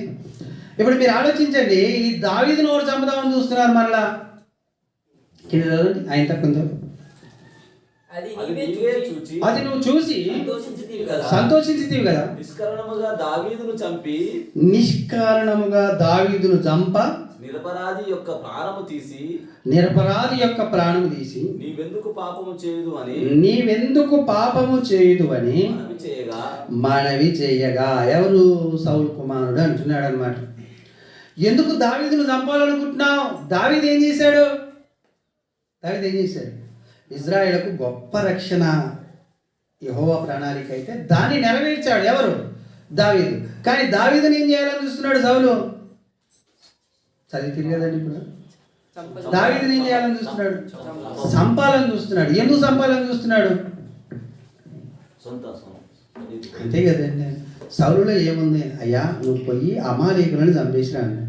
ఈయన ఏం చేశాడు? కొంతమందిని తెచ్చుకొని ముందర పెట్టుకొని అందరినీ చంపేసినాడు, సమయంతో అబద్ధము చెప్పి. కాబట్టి ఈయనలో సొంతం ఉంది కాబట్టి ఇంకేం వచ్చి ప్రవేశించింది? అపవిత్ర ఆత్మ వచ్చేసి ప్రవేశించి. సొంతం ఉన్న కాడ ఏముంటుంది? అపవిత్రాత్మ. దేవుని మాట శ్రద్ధగా వినే హృదయంలో అక్కడికి రాలేదు అపవిత్రాత్మ. ఎప్పుడైతే దేవుని మాటని శ్రద్ధగా వినమో, మన సొంతాన్ని స్థాపింపబోనుకుంటామో, అక్కడ దయ్యమాత్మ పనిచేస్తుంది. సౌలులో పనిచేసి దావీదును చంపడానికి చూస్తుంది. ఇప్పుడు మీరు బాగా ఆలోచించండి, దావీదు అంటే యేసుక్రీస్తుకు సాదృశ్యంగా ఉన్నాడు, సౌలు అంటే మనకు సాదృశ్యంగా ఉన్నాడు. అర్థమవుతుంది? ఆయనేమో ఆజ్ఞ అతిక్రమించి దావీదును చంపాలని చూస్తున్నాడు. మనమేమో కూడుకొనుట మాని దావీదుకు సాదృశ్యంగా ఉండిన క్రీస్తుని ఏం చేస్తున్నాం? పాదాలతో త్రొక్కుచున్నాం. అర్థమవుతుందండి? సౌలు దేవుని యొక్క అభిషేకం పొందినవాడే, అంటే బాప్తిసం తీసుకున్నాడని అర్థం. కానీ ఏం చేస్తున్నాడు? ఆజ్ఞ అతిక్రమిస్తున్నాడు. చేయడం ద్వారా ఏం జరిగింది? దావీదును చంపాలనే ప్రేరణ, ఆలోచన వచ్చింది. ఈ వ్యతిరేకమైన లోకానికి కూడా నచ్చని క్రైస్తవులు కొంతమందికి వస్తుంటాయి ఆలోచన. ఎందుకు వస్తాయి అంటే ఆజ్ఞకు లోబడకపోవడం ద్వారా, దేవుని యొక్క సత్యాన్ని గ్రహించక ఎరగకపోవడం ద్వారా. ఆ ఎరగకపోవడం, గ్రహించకపోవడం ఎక్కడ జరుగుతుందంటే కూడుకోకపోవడం ద్వారా. అందుకనే దేవుడు ఆజ్ఞ ఏం చేశాడనే కొత్త నిబంధన ప్రకారం మీరు తప్పక మానక కూడుకోవాలి. తప్పకుండా కూడుకోవాలి, మానక కూడుకోవాలి. లేకపోతే అలా కూడుకోకపోతే యేసుక్రీస్తు ప్రభువారిని పాదములతో తొక్కినట్లు, కృపకు మూలమగు రక్తమును తిరస్కరించినట్టు, ఆత్మని కూడా తిరస్కరించినట్టు. కాబట్టి విశ్రాంతి దినాన్ని ఆచరించినోనే రాళ్ళు తీసుకొని కొట్టి చంపమంటే దేవుడు మరి కూడుకున్నట్ట మాని. ఆలోచిద్దాం మనం ఒకసారి. మన సొంతాన్ని అంటే కూడుకున్నట్ట మాన్యం అంటే ఏదో మన సొంతమే కదండి బయటిది. ఒకసారి ఆలోచించండి. అది ఏమై ఉంటుంది? ఇక దేవుని యొక్క సంఘంలో మనం కూడుకుంటలేమంటే అది మన సొంతం అయింది. ఆ సొంతాన్ని మనం చేసినప్పుడు మరీ ఎక్కువైన ప్రతిదండన ఉంటుంది కదా అంటున్నాడు అనమాట ఆయన. అర్థమవుతుందండి? మరి దేవుడు కలగ చేసింది ఏంటి? ఇక్కడ గొప్ప రక్షణ. సౌలుకు తెలియాలి కదా విషయం. దావీదు ద్వారా ఏం కలగ చేసిండు? మనకైతే క్రీస్తు ద్వారా ఏం కలగ చేసిండు? గొప్ప రక్షణ. మరి దాన్ని ఎందుకు నిర్లక్ష్యం చేస్తున్నాడు? తెలుసుకోలేకపోతే దేవుని నీతిని ఎరగక. దేవుని నీతిని ఎరగాలండి. దేవుని నీతిని ఎరగకపోతే అజ్ఞానులము, నిష్ప్రయోజనములు కలవాళ్ళము, అంతేకాకుండా బుద్ధిహీనులము. బైబిల్ చెప్పిన వార్డ్స్ ఇవన్నీ. దేవుని నీతిని ఎరగకపోతే ఎరగాలి. మీరు బాగా ఆలోచించండి. మీరు మనుషులే, నేను మనుషులే, సేమ్ మనుషులం. నాకు ఎక్కువ మీకు తక్కువ ఏమీ లేదు, అన్నీ సేమ్ టు సేమ్. నాకు ఉండిన ఆసక్తి మీకు ఉండకపోవడానికి కారణం ఏంది? ఒక్కసారి ఆలోచించండి. సొంతంగా దేవుని వాక్యం చదవట్లేరు. దేవుని వాక్యాన్ని చదవండి చదవండి చదవండి చదవండి 5 ఏళ్ళ నుంచి చెప్తున్నాను. ఒక్కసారి నా బైబిల్ కంప్లీట్ చేసిరా? 5 ఏళ్ళు మన సేవ ప్రారంభమై. ఎట్లా తెలుస్తుంది దేవుని నీతి? సరే, వీడికన్నా వస్తుర్రా కరెక్ట్గా. నేను ఎంత మంచి వాక్యాన్ని ప్రిపేర్ అయ్యాను తెలుసా నేను? పౌలు గారు మనం ఇంకొకరికి రక్షణ ఎలా అందించే విషయంలో పౌలు గారి యొక్క ఆ భక్తి జీవితాన్ని, లేకపోతే ఆయన నడిచిన విధానాలను మీకు నేర్పియాలనుకున్నా. మీ తల్లిదండ్రులు, మీ అన్నదమ్ములు, మీ రక్త సంబంధులు ఒక్కరు కూడా మీరు పట్టించుకుంటలేరు. ఈ 5 ఏళ్ళ నుంచి నేను చూస్తూనే ఉన్నాను. మీకు అది లేదు. ఎందుకు లేదంటే దేవుడు నీతి సరిగా లేదు. దేవుడు మాకు ఆ రక్షణ పొందకపోతే మాకేంది అనుకుంటున్నారు. కానీ ఆయన ఏమంటాడంటే, కయ్యను నీ తమ్ముడైన ఏబేలు ఎక్కడా అంటాడు. మిమ్మల్ని కూడా అదే అంటాడు. మీ అమ్మ ఎక్కడా, మీ నాన్న ఎక్కడా, మీ తమ్ముడు ఎక్కడా, మీ అన్న ఎక్కడా అని అడుగుతాడు. గట్టాంటోని అయితే ఆయన వాక్యం తెలుసు, తెలిసి తప్పు చేస్తున్నాడు, వాడిని నేను పట్టించుకోను.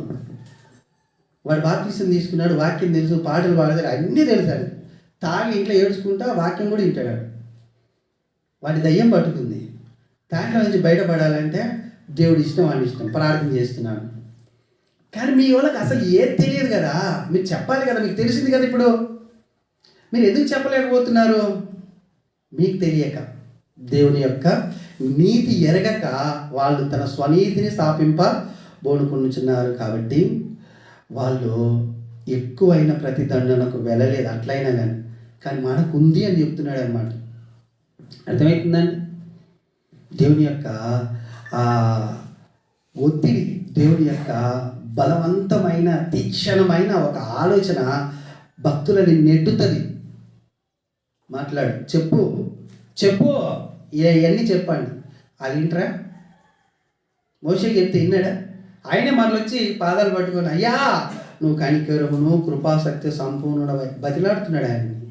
ఆయన క్షమించి ఇస్తారనంటే నేను క్షమించను మోసేగా అయిపోయి సమయం ఇచ్చిన కానీ వాళ్ళు ఇంట్లో నేనేం చేయను అని దేవుడే నువ్వు పక్కకు జరిపి మోసేని పక్కకు జరిపి అక్కడ ఉన్న 6 లక్షల కాల్బలగం యొక్క తల్లిదండ్రులు అన్నట్టు వాళ్ళు అదైతే 6 లక్షల కాల్బలగం 20 ఏళ్ళు పైబడిన వాళ్ళందరూ ఆ దేశం వెళ్ళారు.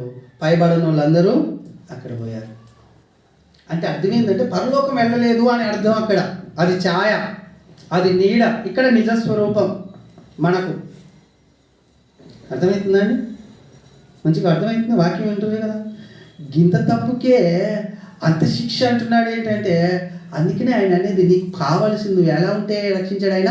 చచ్చిన వాడవై ఉన్నప్పుడు నీకు రక్షణని చేంజ్ చేశాడు ఆయన, మరలా బ్రతికించాడు. ఇక బ్రతికించినాక నువ్వెక్కడిదిగా ఆయనే బ్రతకాలి కదా.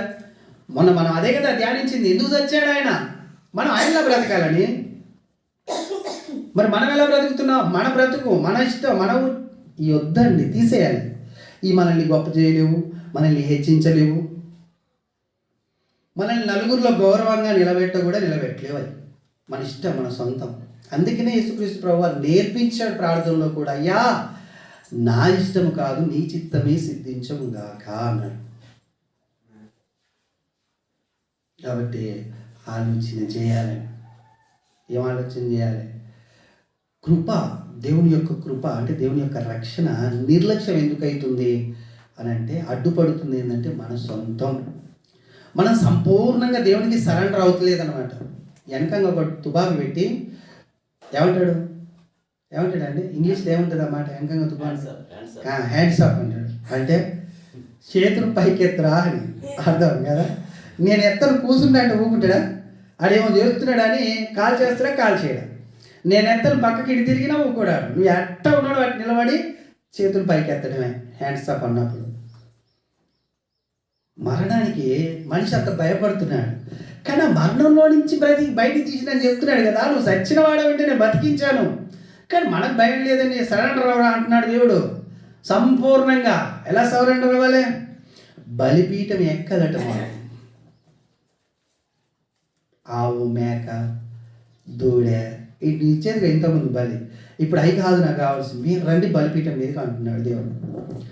ఇక్కడ మీరు బలిపీఠం మీద ఉంటే పరలోకంలో సింహాసనం మీద ఉంటారు. దేవుడు ఉద్దేశం అది. ఇక్కడ మీరు సింహాసనం ఎక్కారా అక్కడ పాతాళంలో ఉంటారన్నమాట. ఇక్కడ లేదు సింహాసనం మనకు, ఎక్కడుంది? అందుకనే మొన్న చాలా చక్కని మాటలు చెప్పాను. నేను అందరినీ, కొందరినన్నా రక్షణలోనికి నడిపించాను, అందరికీ నేను ఏమైనాను? దాసుడనై ఉన్నాను. ఆయన ఎలాగున్న దాసుడు అన్నాడో, ఎలాగున్న రిక్తుని అన్నాడో, పౌలు గారు కూడా ఏమన్నాడు? దాసుని అన్నాడు. సొంతం, మనుషుల యొక్క ఇష్టం, మనుషుల యొక్క పారంపర్యం, మనుషులు పెట్టుకున్నారు దినాలు, మాసాలు, పండగలు, వారాలు, రోజులు కూడా. ఇది మంచి రోజు కాదు, ఇది చెడ్డ రోజు, ఇవన్నిటిని మనం అనుసరించొద్దు. ఒకవేళ అనుసరించామో అనుకోండి, ఇట్లా అంటాడు అనమాట, రక్షణని మీరు నిర్లక్ష్యము చేస్తున్నారు. మీరు నిర్లక్ష్యం చేయకుండా ఉండాలంటే సత్యాన్ని తెలుసుకోవాలి, సత్యాన్ని ఎరగాలి. తెలుసుకోవాలంటే మానక కూడుకోవాలి. మాట బాగా గుర్తుపెట్టుకోండి. 2026 జనవరి మొదటి వారంలో మానక కూడుకుంటేనే దేవుణ్ణి యొక్క రక్షణని నిర్లక్ష్యము చేస్తలేము. ఇవాళ కూడా తీర్మానం చేసుకోవచ్చు తెలుసా. కొత్త సంవత్సరం నాడే కాదు, ప్రతిరోజు కొత్త సంవత్సరమే. మనం చెప్పాడు కదా, దినదినము నా ఆంతర్య పురుషుడు ఏమవుతున్నాడు? నూతన సంవత్సరం ఎవరికైనా అంటే శరీరానికి కాదట, ఆత్మకు నూతన సంవత్సరం ఇచ్చింది దేవుడు. మనం ధ్యానం చేసాం, సహోదరుడు తెలుసుకుంటున్నాం, అయినా మోసపోతున్నాం, గ్రహించలేకపోతున్నాం. చెప్పిన మాటకు, దేవుడు చెప్తున్న మాటకు లోబడలేకపోతున్నాం. నిన్న ఎంత మంచి దినం, పోయిన లాస్ట్ శనివారం పోగొట్టుకున్నారు, నిన్న శనివారము పోయింది. లాస్ట్కి విజ్ఞాపన కూడిక కన్నా వస్తారేమని ఎదురు చూస్తుంటాడు ఇక్కడ ఒక సేవకుడు. కొరకు ఎదురు చూసి ఏం చేస్తాడు? ప్రార్థన చేస్తాడు. రాకపోతే మంచి వాక్యాన్ని ప్రిపేర్ అయ్యి కూర్చొని, ఆ వాక్యం ఏం చెప్పలేదు, మళ్ళీ ఆ వాక్యం అట్లనే ఉంది. సరే, శనివారం ఒకరోజు ఇవ్వాలి. నేను ఎందుకు అంటున్నానంటే శనివారం ఒకరోజు ఇవ్వాలి అని మిమ్మల్ని కూడా ఎందుకు అంటున్నానంటే, మీరు ఎక్కడనైతే బాగా వినండి, ఇక్కడనే కాదు, ఒకవేళ ఇక్కడ నచ్చకపోతే వేరే దగ్గరికి వెళ్ళొచ్చు, అక్కడ కూడా మీరు అక్కడ ఉన్న సేవకుని యొక్క విశ్వాసాన్ని వెంబడించాలి. బాగా గుర్తుపెట్టుకోండి, అది కూడా ఆజ్ఞే. చూడండి, హెబ్రీ పత్రిక మాట చూపిస్తాను నేను. ఆ సేవకుడు ఎలా ఉన్నాడో ఆయన విశ్వాసాన్ని మీరు వెంబడించండి అని దేవుని వాక్యము సెలవిస్తుంది. హెబ్రీ పత్రిక 13వ అధ్యాయం, హెబ్రీ పత్రిక 13వ అధ్యాయం 7వ వచనం చూడండి. 7వ వచనం, మీకు దేవుని వాక్యము బోధించి మీకు దేవుని వాక్యమును బోధించి మీ పైన న్యాయకులుగా ఉన్నవారిని జ్ఞాపకం చేసుకుని వారి ప్రవర్తన ఫలమును శ్రద్ధగా తలంచుకొని వారి విశ్వాసమును అనుసరించుడి.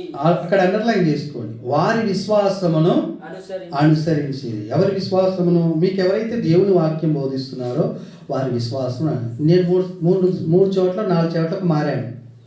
ఇక్కడికి రాకముందుకు 3 చోట్ల మారాను.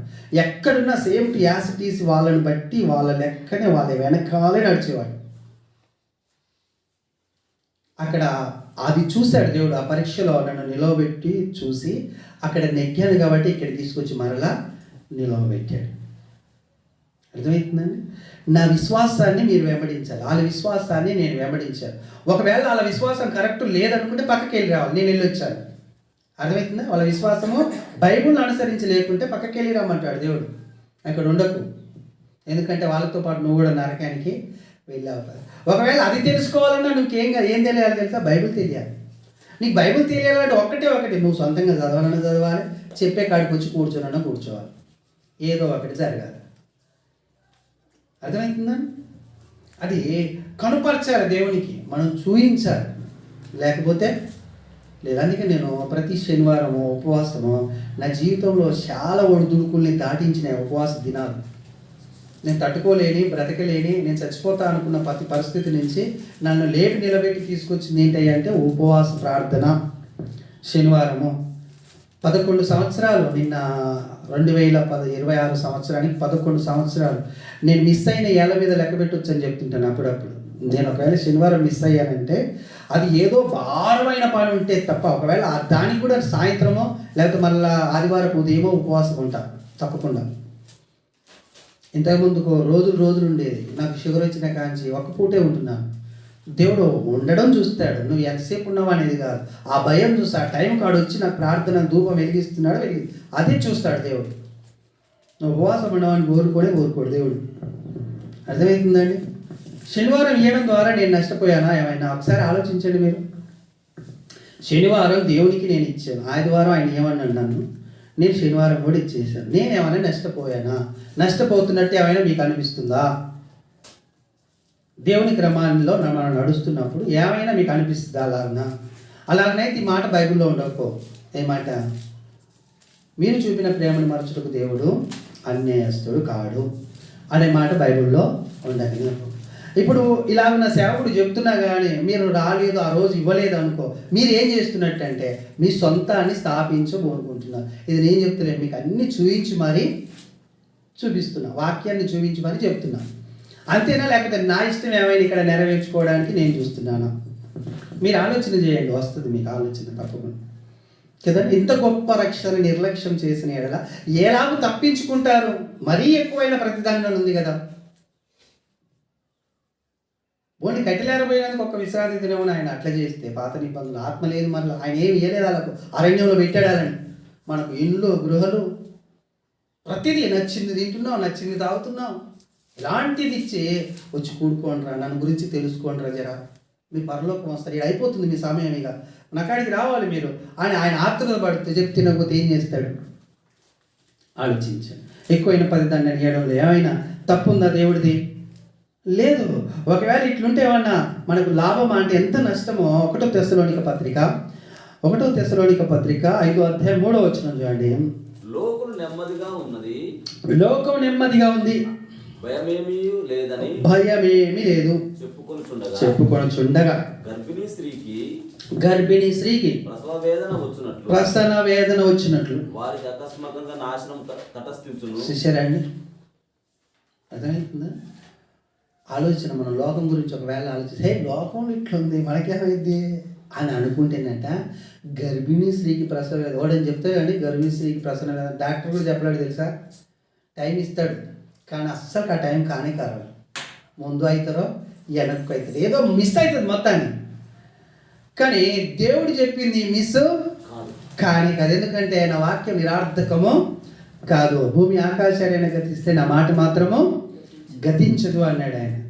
మనం ఇలాగ ఒకవేళ ఇంకేమైతుంది ఇలా నడుస్తున్నాగా బాగానే ఉన్నాము కానీ ఒకవేళ అనుకుంటే అకస్మాత్తుగా నాశనం వస్తుంది. కాబట్టి మీరు అలాగ ఉండొద్దు. ఎలా ఉండాలి? కొంచెం కిందికి చదవండి, కొంచెం కిందికి. తెస్సలోనిక పత్రిక ముగిస్తాను. తెస్సలోనిక కనుక వారు ఎంత మాత్రం తప్పించుకోనలేదు, వారు ఎంత మాత్రం తప్పించుకోనలేదు. సహోదరులారా, ఆ దినము దొంగ వలె మీ మీదికి వచ్చుటకు, ఆ దినము దొంగ వలె మీ మీదికి వచ్చుటకు. మీరు చీకటిలో ఉన్నవారు కారు. అదనమాట, ఆ దినాన్ని గ్రహించాలని చెప్తున్నాడు. చీకట్లో ఉన్న వాళ్ళు కాదు, మీరు వెలుగులో ఉన్నవాళ్ళు. మీరు ఏ సంబంధులు? వెలుగు సంబంధులు. మీ మీద ఏం ప్రకాశిస్తున్నది? యెహోవా మహిమ, యెహోవా వెలుగు మిమ్మల్ని ఆవరించింది, కమ్మి ఉంది మిమ్మల్ని. కాబట్టి మీరు వెలుగు. ఆ దినము వస్తున్నది నువ్వు గ్రహించాలి అని చెప్తున్నాడు ఆయన. మీరు చీకట్లో ఉన్న వాళ్ళకైతే తెలియదు, వాళ్ళ మీదకి నాశనం అకస్మాత్తుగా వచ్చే అవకాశం ఉంది. అయితే మీరు చీకట్లో ఉన్న వాళ్ళు కాదు, కాదు, మీరందరూ వెలుగు కుమారులు, మీరందరూ వెలుగు కుమారులు, పగటి కుమారులై ఉన్నారు. మనము రాత్రి వారము కాము, చీకటి వారము కాము.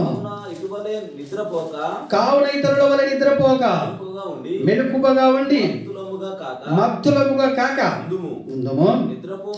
నిద్రపోవాడు మత్తుగా ఉన్నవారు మత్తుగా ఉందరు. మనం పగటి వారమై ఉన్నాము గనక మత్తులమై ఉండక విశ్వాస ప్రేమలను కౌశలమును రక్షణ నిరీక్షణయను స్థిరస్థానమును ధరించుకుందాము. ఎందుకంటే మన ప్రభువైన యేసుక్రీస్తు ద్వారా రక్షణ పొందుటకే దేవుడు మనల్ని నియమించను గాని ఉగ్రత పాలగుటకు నియమించలేదు. అంతే కదండి. ఎందుకు ఇచ్చాడు దేవుడు మనకు రక్షణ?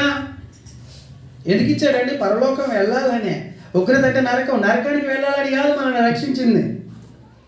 కాబట్టి మెలకువగా ఉండాలి. మెలకువగా అంటే కూడుకోవడమే, మాటలు ధ్యానం చేయడమే.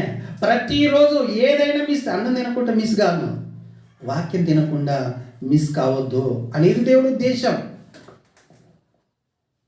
అర్థమవుతుందండి? రోజు వాక్యం ధ్యానించడం ద్వారా మనం గొప్పవాళ్ళం అవుతాం కానీ కోల్పోయేది ఏమీ లేదు అని దేవుడి ఉద్దేశం. ఇది మీకు అర్థమైతే ధన్యులు, లేకపోతే కదండి, లేకపోతే అన్నిలో. రెండు అయిపోయాయండి మీకు నేను చెప్పిన పాటల్లో. ఒకటి రక్షణ యొక్క గొప్పతనము, రెండవది ఎందుకు నిర్లక్ష్యం చేస్తున్నాము మన సొంతాన్ని బట్టి కదండి. ఈ సొంతాన్ని బట్టి ఇంకొక పెద్ద అపాయకరమైన ప్రాబ్లం కూడా ఉంది. కీర్తన గ్రంథం 49వ అధ్యాయము 13వ వచనం. స్వతిశయ పూర్ణుడు వారి నోటి మాటను బట్టి వారిని అనుసరించు వారికి ఇదే గతి. ఏంటి ఆ గతి? ఏంటి? చదవండి. వారు పాతాళములో ముందుగా కూర్చబడతారు, మరణము వారికి కాపరి అయి ఉండును. ఉదయమున యథార్థవంతులు వాళ్ళని ఏలుదురు, వారి స్వరూపములు నివాసము చూసారండి. ఎవరికి అన్నీ దక్కుతాయని చెప్తున్నాడు? స్వతిశయంగా అంటే సొంతంగా, అదే సొంతంగా ఉద్దేశించేవారు, సొంతంగా ఆలోచించేవారు, సొంతంగా మాట్లాడేవారు, ఆ మాటకు కూడా లోబడేవారట. మరి ఆ మాటకు కూడా లోబడే వాళ్ళు ముందుగా అందరికంటే ఫాస్ట్, అర్థమవుతుందా? ముందుగా కూర్చోబడతారు. ఎక్కడ? పాతాళంలో కూర్చోబడతారు. సొంతం ఎంత డేంజర్ చూడండి. అందుకని ఆయన పదే పదే పదే పదే చెప్పాడు, అయ్యా పారంపర్యం వద్దు, మనకు మాసాల దినాలు వద్దు, ఇవన్నీ లోకం సొంతం, మనుషుల యొక్క సొంతం.